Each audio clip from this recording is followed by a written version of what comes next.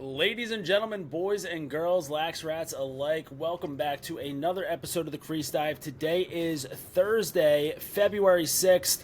The college lacrosse season is well underway right now, but there's a good chance that you don't know anything that's going on because it was damn near impossible to watch games this past weekend. I am Jordy from Barstool. With me, as always, we've got Dukes back from Colorado. We've got Ness about to hop on a flight to take off to Colorado. The Rado boys are in here, and fellas, how we doing after week 0 of college lacrosse season has wrapped up? Is that we're calling it week 0, right? It's got to be week 0 because I wasn't able to watch week 0. So anything starting now, lacrosse has officially begun. I'm not going to lie. I'm coming in from Colorado. This is the first day that I feel normal again. Was with my high school buddies. Didn't really watch a lick of lacrosse, and neither would you if you were in my shoes. But I will say, I bet you I'm in a better mood than you guys are, because if what I'm hearing is true, and if what I experienced last night is what you guys experienced over the weekend with the streaming stuff, I don't know how I'm going to watch lacrosse this entire year. So I'm probably in a little bit of better mood than you guys are, given the fact that I didn't have to watch every single game on like lacrosse.com or some shanky little stream. And shout out to lacrosse.com, guys. I know it's not really on you, but like, Jesus Christ, man. Why are we watching top 20 matchups on lacrosse.com? Nest, how was your weekend overall? How are the week 0 games? Dude, to be honest, I was very excited for this weekend. I did walk away a little bit of disappointment. I am happy lacrosse is back. We have to figure we don't want to spend an hour talking about it, so we're gonna bang it out now. Like, there's an issue going on with these streaming services. If you want to make me pay for one streaming service outside of ESPN Plus, that'll give me all the games. I'll fucking do it. But when you give me these different conferences and these random fucking URLs to watch these games that cost money, it's like I'm not giving $10 to these sketchy URLs. I'm getting my updates elsewhere. While we're talking about the games being streamed, the best part of the weekend, best part that you missed, Dukes, the Johns Hopkins Twitter account broke a bunch of laws. They illegally streamed the game on Twitter for all. It was amazing. We got HD footage with announcers. That's where I watched the Hopkins game on Saturday. Whole second half, I believe. I tuned in middle of the third quarter. And no disrespect to Flow Lacrosse or Flow Hoops really quick, but all the disrespect to Flow Hoops and Flow Lacrosse for a second. If you're going to charge like $45 to stream a game, that's about equal to an MLL game check. So I'm not sure where the math equals out on that. Like, a professional lacrosse player in 2012 should not be playing in a lacrosse game that it costs to watch a Manhattan versus Air Force lacrosse game. I don't know. That just might be me, though. Yeah, a couple things. So one, it's ridiculous that I don't get a vote. But if I did have a vote for a media top 20, like Johns Hopkins, they're my clear, far and away number one in the country this year. After their Twitter account, like Twitter admin, absolute dog. First team All-American. Lock them up, put them in the Hall of Fame for throwing on that stream for everybody. This past weekend, I was excited. It's Saturday. I'm like, you know what? College lacrosse is here. Maybe leading up to the week, I was kind of a little really focused on Eagles in the Super Bowl. Just as a reminder to everybody that the Eagles are playing in the Super Bowl this Sunday. Congratulations, Jordy. Against Kansas City Chiefs. But that whole week leading up to it, I'm in Super Bowl mood. But then it's the weekend. There's no football on. I'm not a college hoops guy, so I wasn't locked in on that. So I'm sitting there and I'm like, all right, we got college lacrosse on today. Let me go I took my daughter out for a walk, got everything wrapped up just in time to throw on some lacrosse, and all of a sudden I'm reminded, oh yeah, this is college lacrosse that we're talking about. It's damn near impossible to figure out how to stream some of these games if they're not on ESPN Plus. And even the games that were on ESPN Plus, listen, Syracuse, Jacksonville, I don't know. Bad brain on me. I had a little bit more belief in John Galloway's boys than maybe John Galloway. Maybe he should have returned that email to Matt Nessler. Maybe the boys would have played with a little bit more, yes, sir, more jam, a little more heart up in the Carrier Dome. I know it's not the Carrier Dome anymore. Whatever they rename it is. It's always. It's always. No. It's called the JMA Dome. All right. Well, they didn't play with any JAM. So Jacksonville, I'm watching, and I'm like, oh man, it would be so nice if this was a game, but instead it was just a shellacking. Syracuse wins by 19. Duke pounds up on Bellarmine. Like, a lot of shit pumpings out there. Maryland, Richmond was a good game, but I wasn't going to watch that because guess what? Who the fuck wants to watch a game at Maryland broadcasted from that stadium, from the Hubble telescope? You're looking at it from 500 miles away, and you can see a couple, listen. One camera probably. And Never changes. And I bet. Listen, I'm gonna try real hard this season. I don't want to be a anti-Tillman guy. I want to give John Tillman. He's a unique guy, and I want to give him that appreciation. I want to appreciate his uniqueness. I don't want to attack it, but something tells me that he fucking loves that broadcast angle. Like, he probably loves having that eagle-eye view from like an eagle that's a mile up in the sky to see just little dots around the field, because he's not looking at it as a lacrosse game. He's just seeing dots chess moving around the battlefield. Exactly, it's chess. And I suck It's like at Che. chess. It's like Che, Jordy. Like how Che likes to get the all 22 film to like break down the Bucks. Like, I'm sure there's some freak out there, like some lacrosse, probably the best lacrosse Twitter coach in the country out there, who's like, the Maryland broadcast is my favorite because this is my all 22 film. Like, when the ball's on the offensive end, I can see what my goalie on the other end's doing. Is he tapped in? Is he tapped in? Is he? You can see people walking into the state. Like, you can watch as people come into the stadium from the parking lot. Like, you can actively count how many new fans are coming into the building because you're up so high. Like, you can see, I think that, I'm sure that there's like a Panera or something down the street there in College Park. You can watch what people are ordering because you're so far away. So it was a good game, but I wasn't going to watch it because I hate watching games at Maryland. So all these games that were easily findable and viewable to watch, they were all just blowouts. And then 2 o'clock rolls around. All right, you know what? We dealt with not being able to find some games. We dealt with a bunch of blowouts in the 12 o'clock hour, but it's 2 p.m. Hopkins, Denver. We've got a top 15, top 20 matchup on our hands right here. Let's dig in. The NCAA lacrosse Twitter.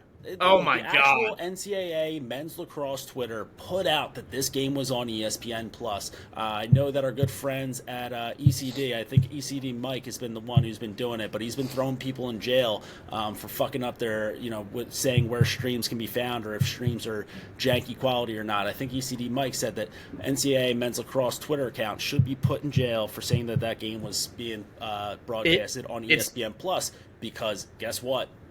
It wasn't. It's remarkable that someone who's hated as much as the NCAA just as an entity, they've done such a shitty job for 100 years in every sport. They're just cowards who just suck the life out of everything.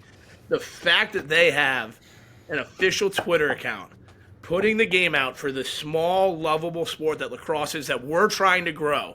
Yeah. They say it's available to what some would believe is probably the most widely subscribed service in the entire planet for sports, ESPN Plus. If I had to guess, and they say it's on there, and we go and look, it's not there, and we hold on to hope a little bit. We're holding on to that little bit of hope that it's going to be on it too. Maybe it's not on the schedule. Maybe they put it in there. No shot. Behind a $10 paywall for a service you're never going to watch another game on again the rest of the year. Yeah, and they do this consistently where they put out fake news. Like, I saw at the end of last season, they said, like, we'll always remember our national champs, R.I.P. Cabrini. And I was like, why are they putting out that this school in Philadelphia closed down? And they put out tweets like this all the time. All right, so just marked with fake information. So for anyone listening, I'm just going to give you the high. This is how you take the high road. This is a lesson on taking the high road. We always will remember Cabrini. Dukes looks great. What happened? It's a small D3 school. What happened to it? They ran out of money. A little money issue. Yeah. God damn it. It's gone. It's all good. They did win the national championship 2019 Division III.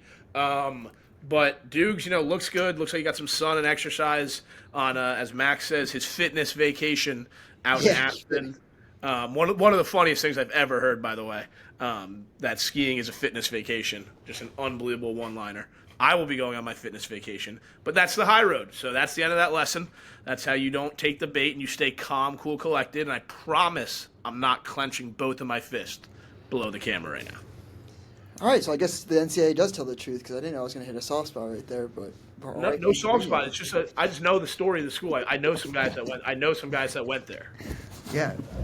To get us back on track here, long story short, no one's going to buy no one's going to spend their $10 of hard-earned U.S. dollar legal tender. I forget what the website was even called that Denver is apparently broadcasting their games on this year. Insane. I think it was like altitude. No, it wasn't. Something with the word mid in it. Yes, yes, which made it even worse. It felt like we were getting punked. I think it was called midsport.com. So we're not going to watch it. Midwest Lacrosse? What's that? Midwest Lacrosse? No, I think it's just it was called like midsport. Diggs tweeted about it. It was literally called like midsport.com. But it's the best matchup of the weekend, a top 20 matchup. No one's watching it. All of a sudden, we need a hero. We need someone to step up. When the times are bleak and it looks dark and all hope is lost in the world, we need someone to rise up from the ashes and to guide us to the light. And that was the Johns Hopkins men's lacrosse Twitter admin who just pirated the stream and just posted it out. Like, I need to know if there was any green light from anybody involved with that, or if that was Twitter admin going rogue, being like, the people need to watch this game. They need to watch that Hop is back, right? Hop, dude, it's February 5th right now as we're recording this. It's February 6th as you're listening to it. Hopkins already has 2 top 20 wins on the year. Hop is so back, and part of that is because their Twitter admin is a dog. Another Hopkins game too. We're recording this on Wednesday, Tuesday night. Tuesdays for the Hunter almost happened. Not Twitter. That's what we're on right now. Towson, Hopkins, another top 20 matchup. And this game was being streamed on, I believe it's watchlacrosse.com. Something tells me that that's the old lacrosse network. I want to say that it's probably that same. Something like that. So I think it's like LSN, but just like kind of whatever iteration it is. And that game, it's a free stream. So everyone's like, all right, you know what? If it's not going to be on ESPN Plus, at least we're getting a free stream. We don't have to get dicked over by midsports.com and give them, $9.99. And all of a sudden we look at our debit card account and we're getting fucking like just a bunch of Chinese statements on there. But so free stream, top 20 matchup, everyone goes to click the play button. This thing doesn't fucking load. You're getting spinning wheel, buffer the whole time. I think I saw Dan Arestia ended up being able to get it on Flow. I don't know if that's like if CAA is on Flow or not. Eventually, I was able to get it. I think most people were able to get the stream going to some extent. Some people were complaining about like the quality of the picture. Like I saw a lot of people like put out jokes about that. It looked like an old Nintendo graphics. It was not clear. You know what though? I didn't have that issue when I got the broadcast to work. It was actually like it was crystal clear, looked good. The only issue is that it would just glitch out and like buffer for I'd get maybe 45 seconds of gameplay and then buffer. That's great game, by the way, too. Like I wish I was able to watch all of it. For the parts that I was able to watch, great game. Hopkins, we almost got a all-time blunder from Hunter Chauvet in this game, which, by the way, absolutely love Hunter Chauvet's game. Absolutely, like, you give me a lefty wearing 91 who can bring it like that, gonna love him every single time.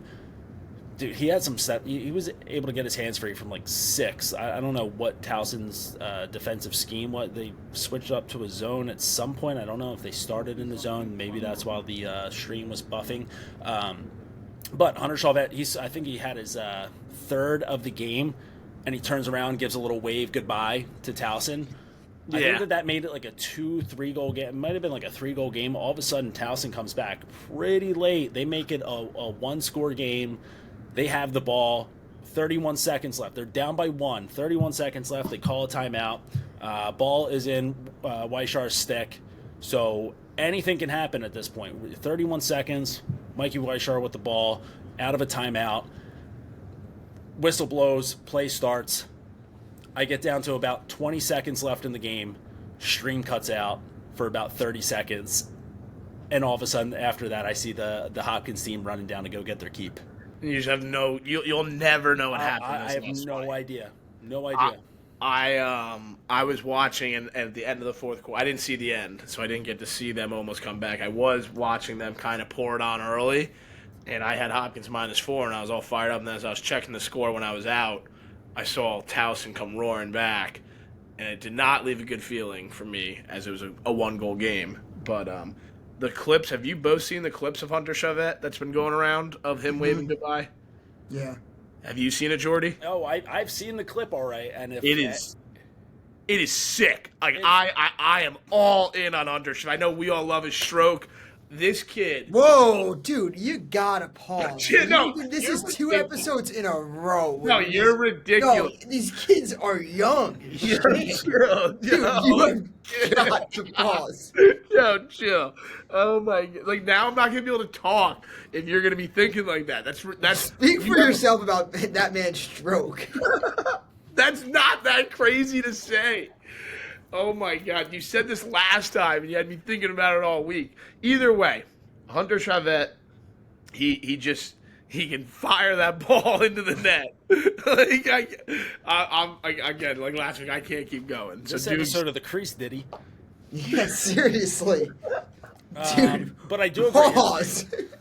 And speaking of young kids with a stroke, by the way, so that clip of Hunter Chavette, awesome, great wave. Could have came back to bite him in the ass. I'm glad that it didn't because it's a sick clip. He deserves to be able to throw it on his Instagram all he wants because it was awesome clip, great celebration. Ronan Fitzpatrick, though, let's talk about that kid real quick because, again, for the brief moments of the stream that I actually got to watch where it wasn't lagging on me, he's another just lethal lefty. Gets his hands free, lets that thing fly. I think he had 5 goals on the day, so redshirt freshman.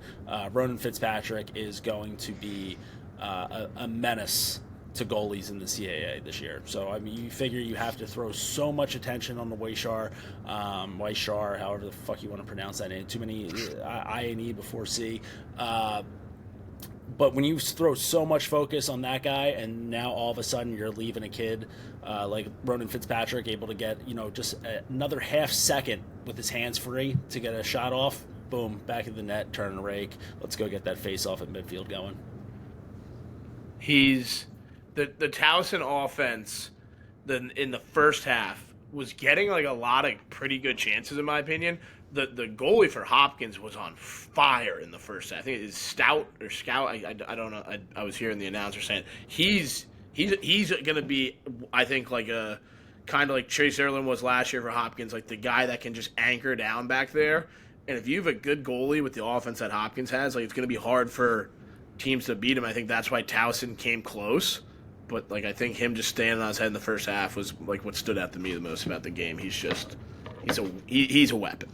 So, and whoever was announcing the game, I enjoyed that. I know the stream quality wasn't great, but I think it was Marcus Holman and maybe like a local, might have been like a kid from Hopkins or something. It seemed like someone else I didn't know. I thought the announcing was good to listen to, so shout out the announcers. Great shout out. Anyone else a stroke? Oh my god, dude. It's ridiculous.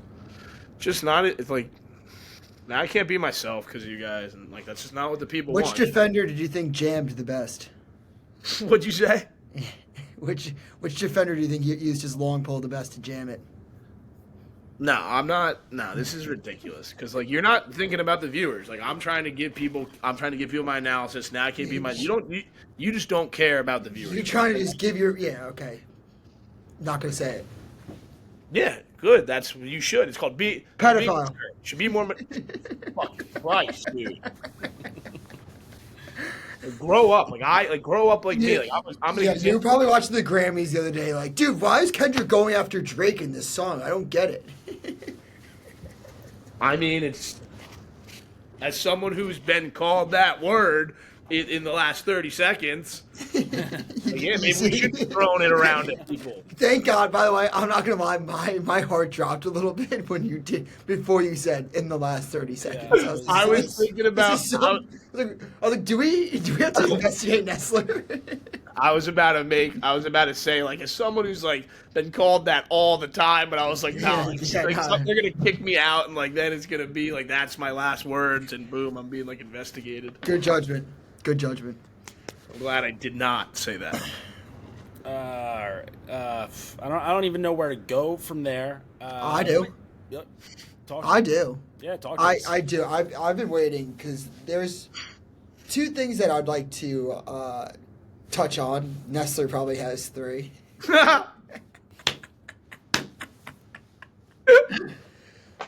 One of them.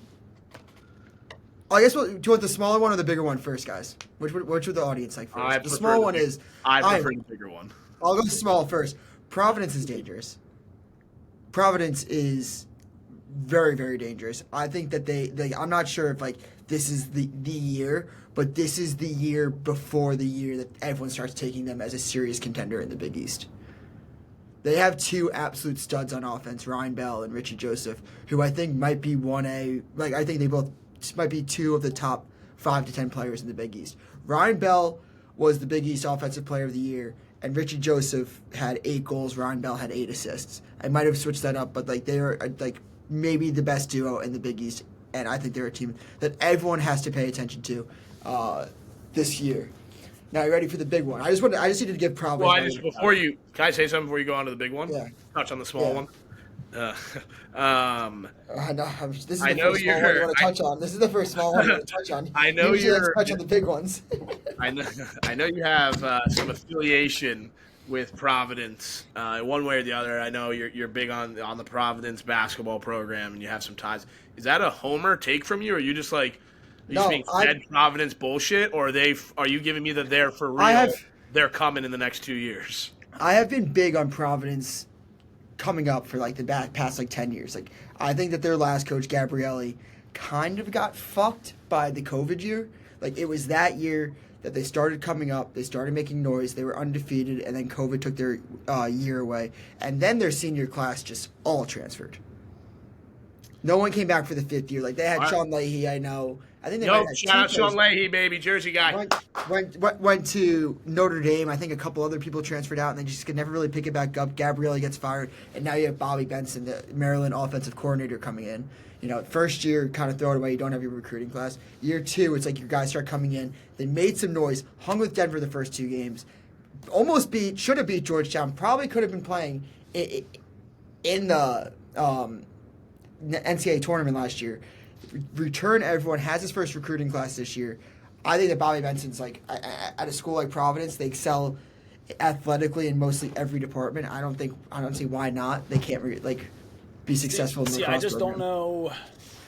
They are legitimately good. Like last year, they were good. So I'm just saying right now, I don't know where we get to a point where the Big East gets like. So what are we saying that they're dangerous? Like, are we saying that they're going to be good this year? Are we saying a tournament this team this year? Because what I'm saying is I just don't see a world where the Big East is getting 3 teams in. For the most part, you can always like lock in Denver being a team, and then whether or not, because now that Coach Tierney's gone, maybe the whole let's just tank the Big East tournament. Maybe that kind of goes away a little bit. So if Denver's winning Big East tournaments, that makes it harder for another team to, like they're taking that spot and they're probably beating the shit out of everybody else in the Big East. So that makes it tougher for them to come in. If not, it's going to be like Georgetown. So you got to figure, can Providence jump one of those to be? Yes. Okay. All right. So that's outdated. And so there is a path. There is a path without that. I do think you're right. Like it is 2 teams. Now, I think this is also just like they almost stole the Big East tournament last year. I think they're not an auto win anymore. I do think that there's a real scenario where like they split with Denver this year and they beat Georgetown. Like that is a very real scenario for me. Okay, so you get wins over Georgetown. You get a split with Denver in the tournament somewhere, and you can't lose any other Big East games. Okay. So you got to take down. Villanova is kind of going to be right there. Nope. We'll see what Villanova looks like on. I believe that they play on Sunday against Penn State, and Penn State coming off of a good win against Colgate. Looking at their schedule right now, I mean, Providence has it. They've got Duke on the schedule. That's a loss in March. I'll admit that. But here's the thing: you can kind of gauge though with so. All right, so let's just look at this schedule. You got Harvard and Brown, which are going to be two good games to have on the schedule, kind of see where things I think go they split. At there. You get Duke, you're coming off of Duke, and then you've got St. Joe's, Georgetown, Villanova, Marquette, Denver. Those are, I think if you go, so they're going down to Durham, so you go down to play They Duke. might lose that game by 10. So then I think they get their fucking dicks kicked in the rest of the way. If you go down to Duke and you have a good outing to be like, hey, boys, Duke said we could make some noise, but now we can actually believe it ourselves. They got their dicks kicked in by Duke last year and then responded. But responded how? They responded by almost doing something. You're saying that they're going to be a dangerous team. Dangerous teams have to actually do something. So they got to go to Duke, have a tight one, battle with them, be like, hey, we battled with Duke, we can battle with anybody. Because if you go down to Duke, get your dick kicked in, chances are when you're driving your way back up to Providence and you stop in at St. Joe's, you might get your dick kicked in there as well. I don't know if Providence is built to play a lacrosse game in Philly. I love that Jordy's is basically just coming out as a Providence hater. Yeah, I mean, they hung with St. Joe's, the A10 champs last year. I would love to see new blood. I would love to see new blood in the tournament. Been a while since we've seen Providence. I like the color scheme. We don't get enough black and silver, right? So it kind of gives it's a good color scheme. I think that they could do cool uniform combos once the tournament rolls around. I'm not a Providence hater, but I am. I think I've got. Yeah, are you a Bobby Benson guy? Big Bobby Benson guy. So you don't think that he could do something at a school like Providence? If Villanova and Georgetown are successful, I see no reason. I'm why not Providence. the one saying that they can't. You're the one I don't saying think Villanova. No, not you. I'm saying in general. I do think that you do make a very fair point that there's only going to be at most ever in the Big East. I think 2 teams. Now, do I think Providence is going to be this national powerhouse year in year out? And am I even saying it's going to be this year? No. I would say this though, that if I could put my money on one thing, next year I fully expect them to make the tournament. I like that. That's fair. I'll get on the bandwagon. I'm not saying that they can't do it. I'm just right. I'd like to see what that game against Duke looks. Well, first I would like to see those games against Harvard and Brown, where you're playing against right. Ivy as a wagon this year. You can split that. If I mean, it's not granted, it's a March game for Duke, so that's once they kind of really get it going. Although we haven't really had many February Duke moments lately. Not that I can remember off the top of my head. At least not 2 years ago. Not in the past couple of years. But so it's a March game against Duke, and it's at Duke. So that's you're probably not going to catch them by surprise. But maybe a team like Providence is a team that can go in there, rattle up Duke a little bit, and then I think that's where you start to see. I think for Providence, mostly from my scope, is how do you play the Big East teams? How do you play? It's not how do you play Duke.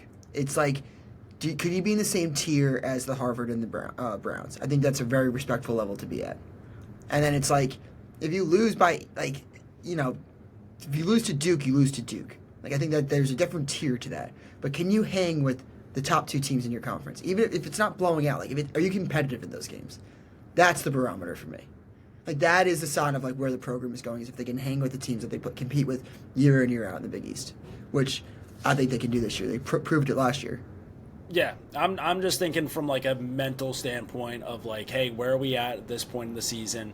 And if you're at a point where if you're hanging with teams and beating teams and you go in, you get your dick kicked in by Duke, you're all right, whatever. It is what it is. That's Duke. It's a different story.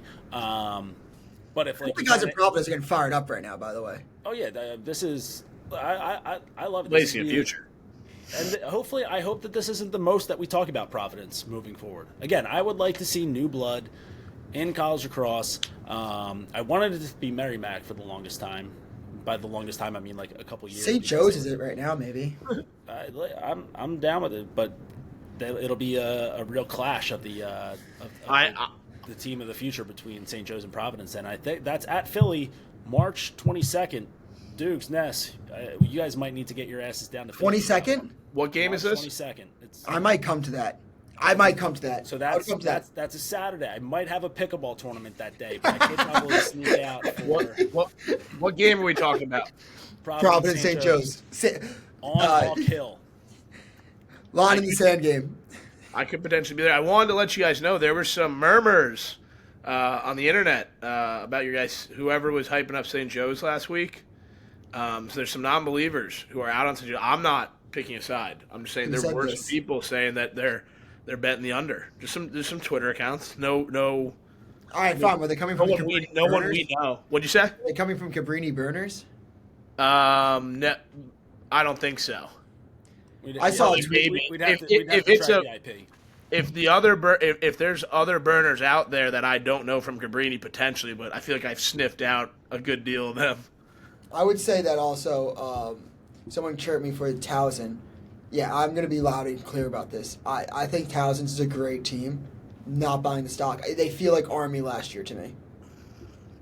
I'm kind of in that same boat. I feel like the last few years Towson hasn't done a whole lot, and then I didn't think they looked great yesterday when I was watching them. I think they got some good looks, but I'm not. I'll buy the Hopkins stock. They looked fast to me, but I also can't tell if that was just because my stream was glitching, and then it had to when things come out of the read-off. Yeah, so I honestly can't really tell if they were actually snapping the ball around that quick, or if that was just a broadcast issue. Dukes, was that you said you had a big thing and a small thing. Okay, that was your small thing. Wow, we spent a lot of time on that. So yeah, really quick, big thing. Big thing is, Ness, I know you're gonna like this because you like big things. It's Nick Myers. Does he make it to the end of the year? I can just say right now, and I am so thankful that. So one, shout out to Utah, the Utah Utes. They deserve a big win like that, but at the same time, not to take away from their win, but just to kind of dance on the graves of Ohio State. I'm really glad that we can already start off the year by not having another year where we need to remind. I hate pretending like Ohio State is a player in the top 20. I hate when this time of the year everyone's talking, Ohio State. They're not that. They're a Midwest Delaware. That's the ceiling for Ohio State. And listen, Delaware, they had their year with Owen Grant and Ty Kurz, where they were what, a goal away from the Final Four, right? Yeah, I think so. Sounds right. Same thing with Ohio State. Robinson. Ohio State, they had their trip to the Final Four. They lose that. That was the Rambo year. Outside of those, though, no one gives a fuck about them. So I'm just glad that we can stop caring about Ohio State. Cool new facility, and they've done nothing with it. I don't know what it is about Ohio State. Something about them just irks me. I think it's just that I hate the Midwest, really. I'm an East Coast, Mid-Atlantic, Northeast purist when it comes to the sport of lacrosse, and I just hate that the Midwest thinks that they've able to take that from us. Both of you guys have your hands up, so you can remember who goes next. I'm gonna say this, that Ohio State should be a good program. If they were always if they were always going to Final Fours, I dig it. Look at what Denver does. That'd be cool if Ohio State was a main player. What I don't like is kind of what you say, the fraudiness of them year in, year out. They kind of always are on the bubble, get in. Their biggest claim to fame, besides losing in the NCAA championship, it's keeping Notre Dame out of the tournament 3 years ago. So it's and Nick Myers just irks me. Irks me.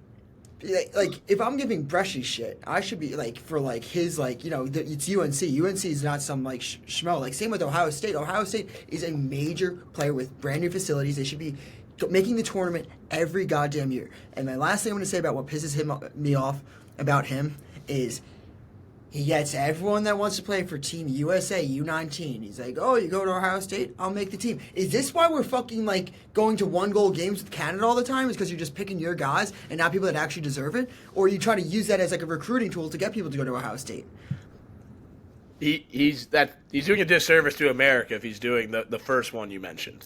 I hate to keep just making it rain on Ohio State, but I've never really been big on Ohio State. I listen, Mitch, if you're out there, Hoagie, if you're out there listening, I don't love Ohio State. I only really don't trash the living hell out of them because of you two, but Ohio State's just not that good. I mean, they've only been to the tournament, which I know is a bigger feat in Division I. They've been to the tournament 7 times in the last 25 years.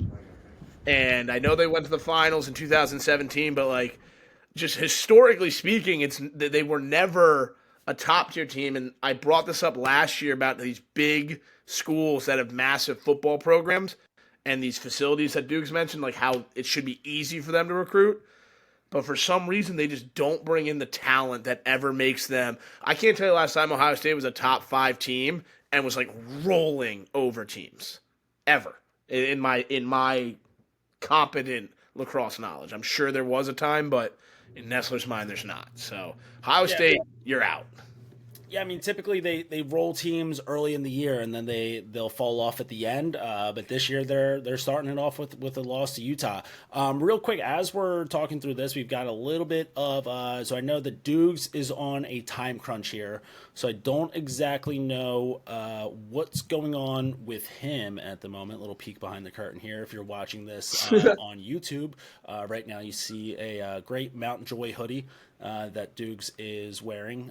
Shout out to Mount Joy Philly band, by the way. Speaking of Philly, did you guys know that the Philadelphia Eagles are playing? And we're back to the Eagles Super Bowl podcast. Welcome. I got like 15 more minutes. Okay, great. We've got all the time in the world then. We can talk more about Providence. No, but I think, one, I do love how this conversation started off with, is Nick Myers going to be on the hot seat? And it turned into him being a traitor against the United States of America. I'm a journalist. I try not to let my bias get in the way. Everybody knows that about me. Everybody knows that I'm right down the middle, big time.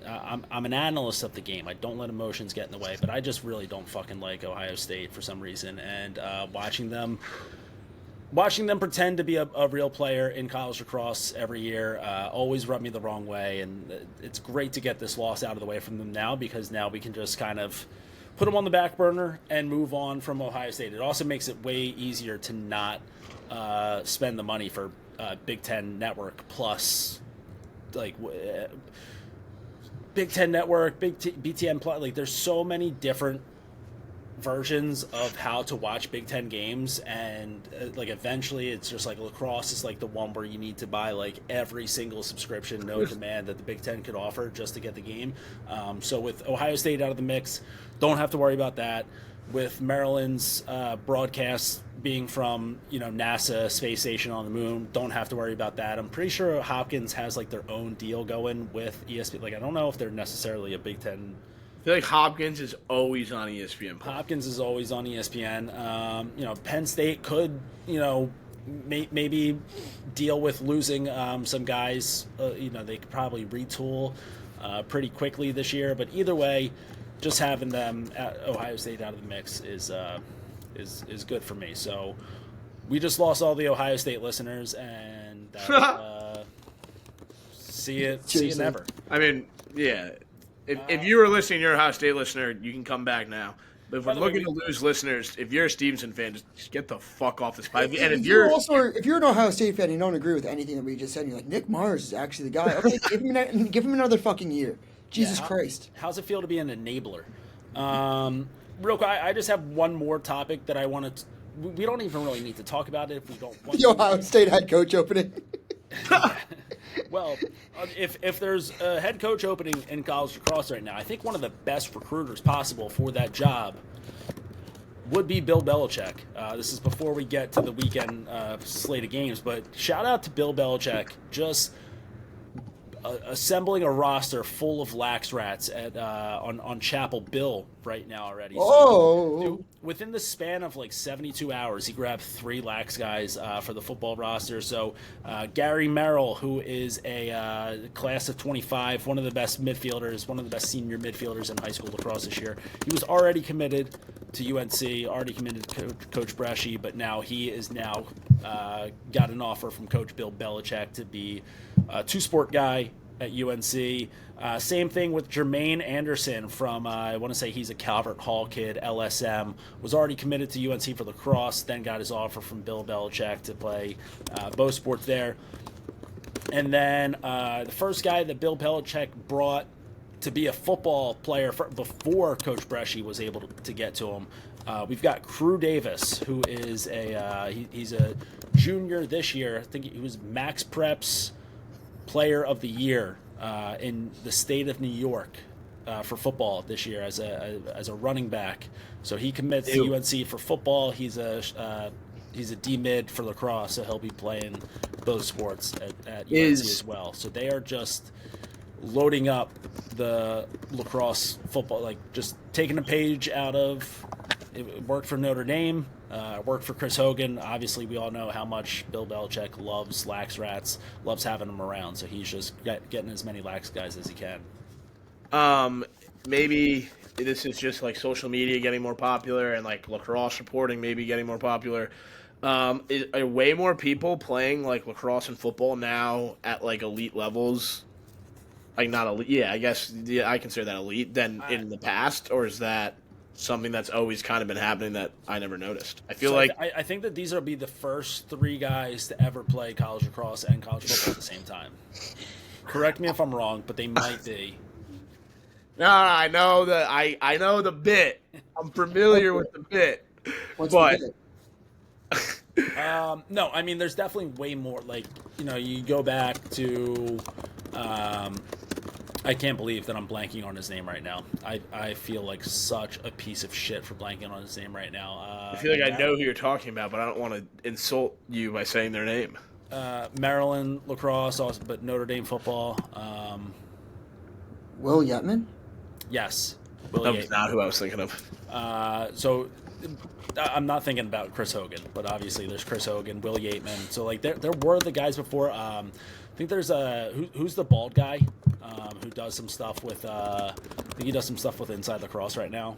He's Nobody Terry. really He's Terry Never- Foy's co-host. Terry Foy's co-host. Yeah, I've never heard of him. Terry Foy's co-host. He used to have a podcast. He used to have a podcast with the Syracuse goalie Evan Malloy. Oh, the guy who got scored on in that Towson game. But I believe that he played. Yeah, I believe that he played football and lacrosse as well. But it's been an avalanche of two-sport athletes in college, and maybe some of that. Oh, Jordan Faison. That's who you're trying to think of. Yes. The guy that played Notre Dame lacrosse and football. Yes. Maybe it's NIL, right? Like maybe you can just like make way more money if you're playing both. Maybe it's that. Maybe it's the fact that there is. I mean, the Chris Hogan thing did explode, like people wanting to see if they could do both. I think a lot of times I feel like it's like less up to the player and more the like I feel like a lot of players always wanted to, but like if you went up to your coach at Notre Dame football and you're like, yo, I'm gonna play lacrosse, like I'm not gonna play spring ball, like I feel like 10 years ago he would have been like, yo, suck a fucking dick, dude. You're not skipping out on spring ball. And then if you went to your lacrosse coach at a bigger lacrosse school that might not have as big of a football program, like, yo, I'm gonna play football, they'd be like, no.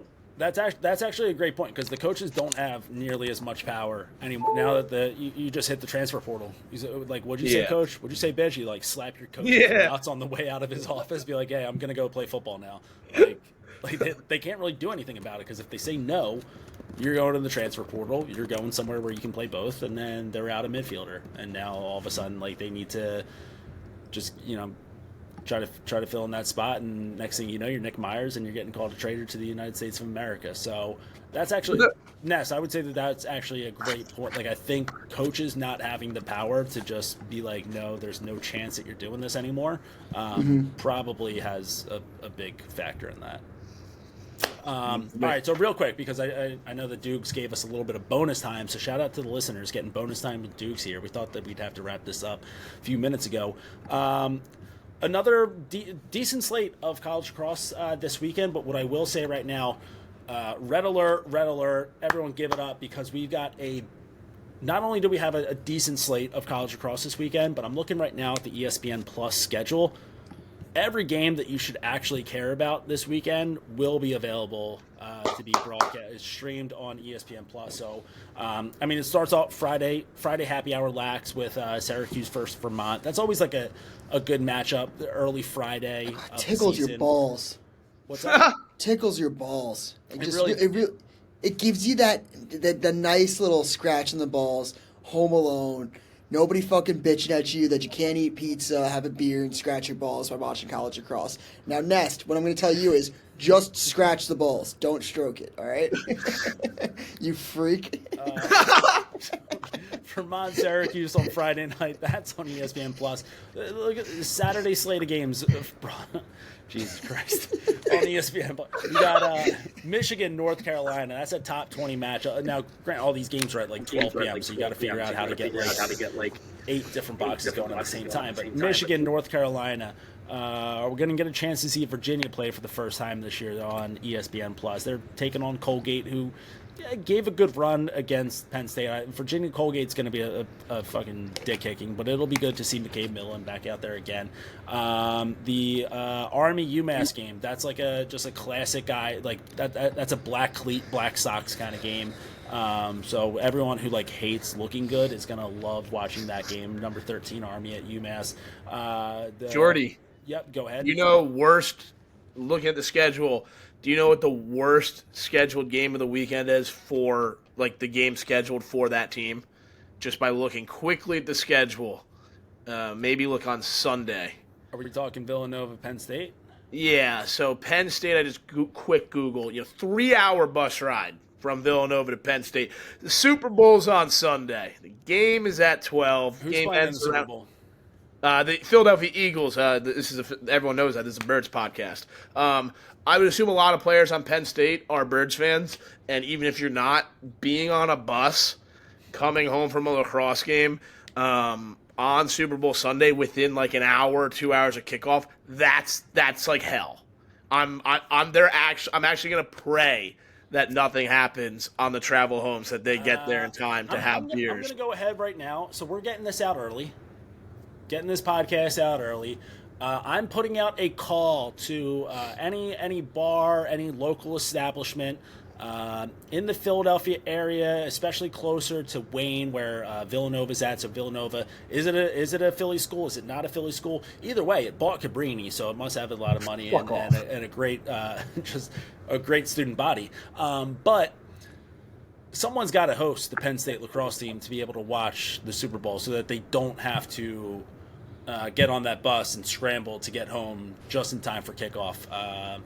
I'm thinking a couple Springfield guys on Penn State. Listen, if you maybe guys Saxers, if you guys want to come on down, come to Springfield after the game. We'll host you at the high school. We'll throw the game on. We'll figure something out. Good guy, Jordy. But I do agree that that's a brutal schedule where you need to be telling your bus driver to like haul ass, like do not get out of the left lane on the way back to Penn State, or you're going to miss a little bit of that game. So that sucks. I don't know if that game is on ESPN Plus or not, and I don't feel like kind of checking at the moment right now because we're on a roll. Duke, Jacksonville fresh off getting their fucking dicks pounded in by Syracuse. They'll be taking on Duke. So John Galloway must hate his guys. He must have a real bone to pick with all the kids that he brought down to Jacksonville. He, like these privileged sons of bitches going down playing in warm weather in February. Like you want to play in warm weather in February? Well, guess what? We're going to go up to Syracuse. We're going to get crushed. We're going to go to Duke. We're going to get crushed. So tough sledding for them, but it'll be good to see Duke back out there again. Maryland, Loyola, that game's on ESPN Plus. That's a 1:00 game. Also at 1:00 game, another top 10 matchup. Hopkins, Georgetown. Dude, think about this. Before the Super Bowl, which by the way the Philadelphia Eagles are playing in, Hopkins could have 3 top 20 wins on their schedule already. If they take down Georgetown, that's 3 top 20 wins right out of the gate. Talk about strength of schedule. And then Monday, who does Syracuse have on Monday? I know that they have a Towson. Yeah, Syracuse, Towson. That'll also be ESPN Plus. So for everyone who was bitching, which is all of us, about streams and being able to find ways to watch college lacrosse last weekend, this weekend we've got a little home cooking remedy for you. Yeah, it's huge. Yeah, I'm very pumped for the games this weekend. So I don't know if we have time to make any picks or not, so we should probably just start sending it off, right, Dukes? You probably got to run here. I have 3. Okay. I have 3. I have 3 that I love. Give it to the people. The listeners need to know. Look, Friday night, I'm going to take UMass Lowell plus 2.5 against Merrimack. To lose, though, right? That's it, plus 2.5. That's plus 2.5. Right, I know that, but does UMass Lowell win their first lacrosse game in like 10 years? I think they do. Whew. I think they do. I think they just. I think they're going to win a game this year. Okay. And then I'm going to take Syracuse, Vermont over 27, and that's just because I'm watching the game. That's just because I'm watching the game. And then I'm going to take North Carolina minus 2.5 against Michigan. I'm going to take Providence minus 1.5 again. Actually, Providence money line minus 125 against Bryant, and then the last one I have is Georgetown money line against Hopkins. If anybody listened to the first episode, they will understand why I took all 3 of those teams. And just a quick reminder, all these lines are brought to us by our good friends over at DraftKings. Make sure to gamble responsibly. Got a gambling problem? Call 1-800-GAMBLER. Ness, any picks before we sign this off? Yeah, if you guys can hear me. Frozen, tough time for that. Let's see if you can get in the last second here, if you can unfreeze. Are we here? Technical difficulties. You hear me? God, you hate to see it. Damn. Ness is here. I'm probably interrupting you guys. Not All working? You're kind I'm of back. there. Okay, go. I'm back. I'm going. I love UNC this weekend. I love them. Quick steamroll session against Michigan. I'll ride Providence with Dukes. I like that. Give me as many goals as you want to give Jacksonville. I'm taking Duke. And surprisingly, I'm actually going to take UVM Friday night to give me a little that tickle the balls Dukes was talking about. That'll be my Friday night play. 12's a lot of goals. And unless the other team's Jacksonville, you take the 12. Give me UVM. They got a Chatham guy on the roster. Shout out the Cougars, baby. Ooh, my God, Jacksonville catching strays all over the place. All right, well, boys and girls, get your balls tickled this weekend. Make sure that you are following us on Twitter, Instagram, all social media. We are at the Crease Dive, still Crease Dive on TikTok, as long as the United States government hasn't shut that down yet. Make sure that you are subscribed on YouTube.